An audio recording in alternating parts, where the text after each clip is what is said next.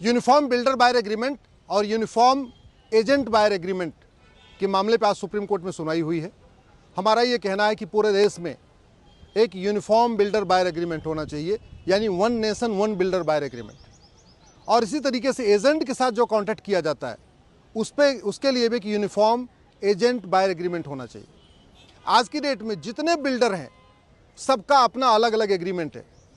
किसी का 50 पेज का एग्रीमेंट है, किसी का 60 पेज का एग्रीमेंट है, किसी का 40 पेज का एग्रीमेंट है। और एग्रीमेंट में सारी बकवास लिखी होती है, लेकिन जो काम की बात है वो बिल्कुल नहीं लिखी होती। जितने भी बिल्डर बायर एग्रीमेंट हैं किसी में भी ये नहीं लिखा होता कि जो फाउंडेशन है उसकी स्ट्रेंथ क्या होगी, M20 होगी, M25 होगी, फाउंडेशन की थिकनेस क्या होगी, फाउंडेशन में सरिया का साइज़ क्या होगा, फाउंडेशन में सीमेंट और बालू का रेशियो क्या होगा, कंक्रीट की स्ट्रेंथ क्या होगा, कहीं कुछ नहीं लिखा होता। कॉलम जो बनेगा वो कितने कॉलम बनेंगे, कॉलम की क्या साइज़ होगी, कॉलम की क्या स्ट्रेंथ होगी, M20 होगा, M25 होगा, M30 होगा, M40 होगा, जो भी है कहीं कुछ नहीं लिखा होता। बिल्डर बायर एग्रीमेंट में ये नहीं लिखा होता पंखा किस क्वालिटी का होगा, वायर किस कंपनी का होगा, वायर किस क्वालिटी का होगा, जो और भी चीज़ें दी जाएंगी वो किस क्वालिटी की होगी। अगर उसको फर्निश करके दे रहे हैं तो उसमें जो फर्नीचर लगेगा वो किस क्वालिटी का होगा, किस लकड़ी का होगा, कुछ भी नहीं लिखा होता। दूसरी बात जो सबसे बड़ी समस्या है, 40-50 पेज का एग्रीमेंट बना देंगे, वो भी इंग्लिश में। भारत के 90% लोग इंग्लिश को नहीं समझते, केवल 10% लोग इंग्लिश को समझते हैं, इंग्लिश को बोल पाते हैं। 90% लोगों को इंग्लिश पता ही नहीं है, लेकिन सारा का सारा एग्रीमेंट बनता है इंग्लिश में। तो लोग मजबूरी में जब मकान खरीदने जाते हैं, या चाहे वो मल्टी स्टोरी खरीदें या इंडिपेंडेंट खरीदें, मजबूरी में वो साइन कर देते हैं बिना पढ़े लिखे, और बाद में उसी से ब्लैकमेल किया जाता है। एग्रीमेंट में ये तो लिख दिया जाएगा अगर आपने पेमेंट लेट किया तो आपके ऊपर 12% ब्याज लगेगा, या 15% ब्याज लगेगा, या 20% ब्याज लगेगा। लेकिन अगर पोजेसन लेट हुआ तो कितना ब्याज लगेगा कहीं नहीं लिखा होता।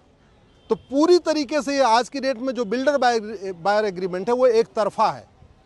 बिल्डर बना देते हैं, अपनी सहूलियत के हिसाब से बनाते हैं, अपने आराम अपने लिए बनाते हैं, उसमें बायर के लिए कुछ होता ही नहीं है।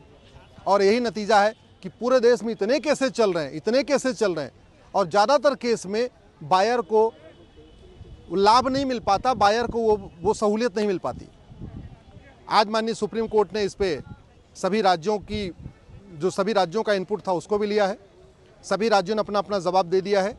क्रेडाई भी आ गया है, कुछ बिल्डर एसोसिएशन भी आ गए हैं, हरियाणा की सरकार भी आ गई है, नागालैंड की सरकार आई है। नागालैंड की सरकार कह रही कि आर्टिकल 371 के कारण ये रेरा उसके ऊपर लागू नहीं होता। बड़ी दुख की बात है। बिल्डर बायर चाहे वो नागालैंड का हो, चाहे वो गुजरात का हो, क्या फ़र्क पड़ता है। अरे बायर की जो समस्या है वही नागालैंड में भी है, वही दिल्ली में है, वही गुड़गांव में है।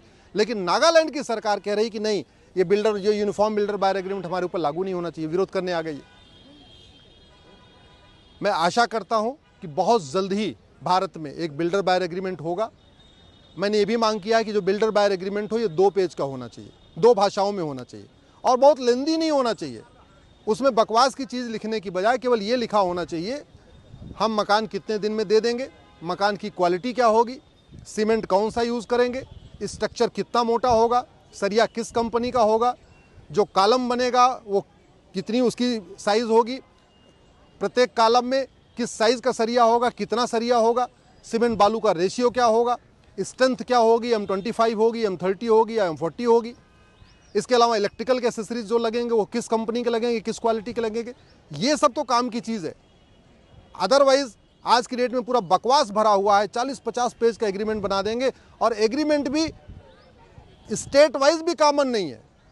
सारे बिल्डर अपना अपना एग्रीमेंट बना लेते हैं। दूसरे, अब आपको गुड़गांव में ही कम से कम 50 तरीके का एग्रीमेंट मिल जाएगा, दिल्ली में आपको 40 तरीके का एग्रीमेंट मिल जाएगा, नोएडा में आपको 50 तरीके का एग्रीमेंट। जितने बिल्डर उतना एग्रीमेंट, क्योंकि इसका कोई यूनिफॉर्म ड्राफ्ट नहीं है। आज माननीय सुप्रीम कोर्ट ने कहा है कि नहीं, एक यूनिफॉर्म बिल्डर बायर एग्रीमेंट होना चाहिए, इसके साथ एक यूनिफॉर्म एजेंट बायर एग्रीमेंट भी होना चाहिए। अल्टीमेटली पहले कोई बायर जाता है सीधे बिल्डर के पास नहीं जाता, वो बीच में कई बार एजेंट के जरिए जाता है। तो एजेंट भी एक एग्रीमेंट करता है, और एजेंट भी जितने एजेंट उतने एग्रीमेंट चल रहा है। तो एजेंट एग्रीमेंट भी यूनिफॉर्म हो, यानी one nation one agent agreement हो, और बिल्डर बायर एग्रीमेंट भी यूनिफॉर्म हो, यानी one nation one builder buyer agreement हो। और ये बिल्डर बायर एग्रीमेंट 2 भाषा में हो, जितनी ज़रूरत चीज़ें हैं, जितनी सबका स्पेसिफिकेशन लिखा जाए।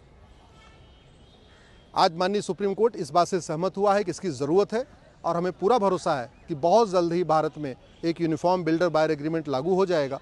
उससे लाखों लोगों को इसका लाभ मिलेगा। सारी टर्म्स कंडीशन स्पष्ट लिखी होगी।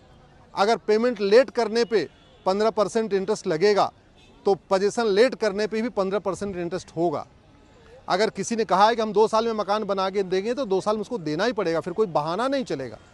अभी क्या हो रहा है कि 2 साल में कहते हैं मकान बना के देते हैं और देते हैं 8 साल 5 साल 6 साल के बाद, और उसमें भी कुछ होता नहीं है, कोई पनिशमेंट नहीं है। तो जब तक पनिशमेंट का प्रावधान नहीं होगा तब तक ये सब डिले चलता जाएगा। कभी किसका बहाना, कभी उसका बहाना। कई बार तो ऐसा भी देखा गया कि लैंड डिस्प्यूटेड होती है, उसकी बुकिंग कर लेते हैं, पैसा भी ले लेते हैं और बाद में वो ज़मीन का मुकदमा कोर्ट में चला जाता है और फिर बेचारा बायर परेशान होता है। कितने सारे प्रोजेक्ट ऐसे हैं जो मुकदमे के कारण चल रहे हैं। तो अगर बिल्डर के पास ज़मीन नहीं है तो बुकिंग क्यों ले? ज़मीन जब तक क्लियर ना हो जाए, उसके पास उसका पैशन ना आ जाए, जब तक उसकी बाउंड्री ना बन जाए, तब तक उसको ये राइट नहीं है कि वो बुकिंग करे और लोगों से कॉन्टैक्ट कर ले। इन सारे विषयों को देखते हुए बहुत जल्दी इस पे आएगा। अगले हफ्ते इसके ऊपर फिर सुनवाई होगी।